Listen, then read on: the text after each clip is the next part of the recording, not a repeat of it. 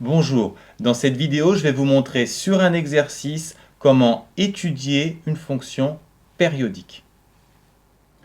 On étudie ici la fonction définie par 3 sinus 5x et on nous demande tout d'abord sa période. La période t est la plus petite valeur qui vérifie f de x plus t égale f de x pour tout x. On commence par remplacer dans cette expression x par x plus t et surtout, on n'oublie pas les parenthèses.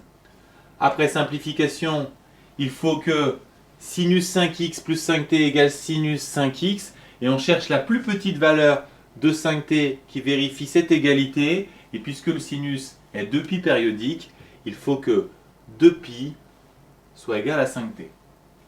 Autrement dit, t égale 2π sur 5 est la période de la fonction 3 sinus 5x.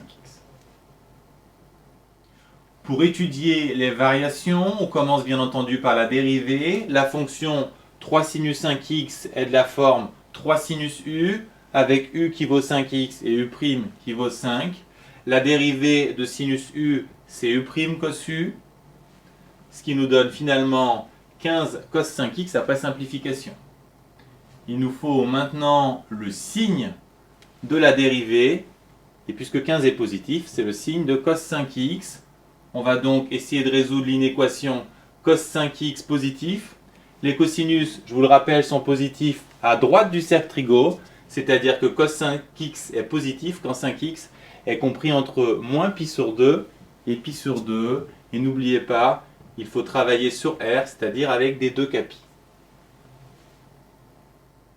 Puisque 5x appartient à cet intervalle, il est compris entre ces deux valeurs, ce qui nous donne un encadrement nous permettant de faire des calculs. En divisant par 5, on obtient cette inégalité. Attention, on étudie la fonction sur l'intervalle 0 π sur 5. Donc on va chercher les valeurs de k qui nous ramènent sur cet intervalle. Si on prend k égale 0, les x sont compris entre moins π sur 10 et π sur 10. On a bien des valeurs sur l'intervalle 0 π sur 5. Par contre, si on prend k égale 1, on sort de cet intervalle, et de même pour n'importe quelle autre valeur de k que 0. Pour 0, le cosinus de 5x, c'est-à-dire la dérivée, est positive entre moins π sur 10 et π sur 10, donc la dérivée est positive sur 0 π sur 10, négative ailleurs. Enfin, vous terminez votre tableau de variation en indiquant les flèches de variation et les valeurs en 0, π sur 10 et π sur 5. Avec le tableau de variation sur 0 π sur 5, on peut facilement tracer l'allure de la fonction sur cet intervalle. On nous demande ensuite l'allure sur moins π sur 5, 3 π sur 5. On a envie d'utiliser la périodicité de la fonction.